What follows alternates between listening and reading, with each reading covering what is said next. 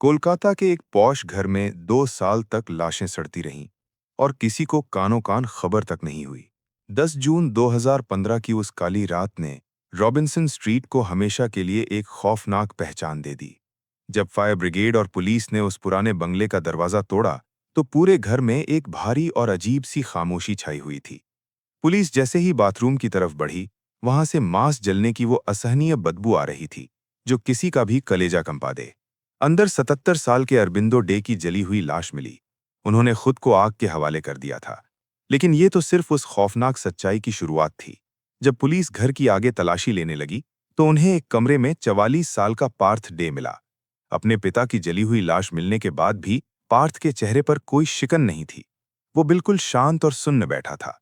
Police जब पार्थ के bedroom के करीब पहुंची तो वहां से आ रही सड़ांध इतनी तेज थी कि अधिकारियों का दम घुटने लगा।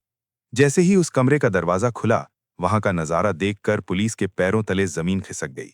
एक पुरानी लकड़ी की खाट पर दो इंसानी कंकाल बड़े करीने से लिटाए हुए थे। उनके शरीर पर पुराने कपड़े और चादरें लिपटी थीं, जैसे वे सो रहे हों। पार्थ ने बेहद ठंडे और सामान्य लहजे में पुलिस को बताया कि वे उसकी बहन देवजानी और उनके दो पालतू कुत्तों के कंकाल हैं।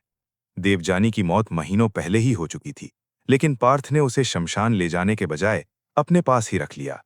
वो हर रोज उन हड्डियों के साथ बातें करता, उन्हें खाना परोसता और वहीं सोता था। उसने कमरे में तेज म्यूजिक चला रखा था ताकि पड़ोसियों को घर के अंदर की कोई आहट न सुनाई दे। जांच के बाद पार्थ को मानसिक अस्पताल भेज दिया गया, जहां उसने डॉक्टरों को बताया कि उसकी बहन मरी नहीं है, बल्कि उसकी रूह हमेशा उसके पास रहती है।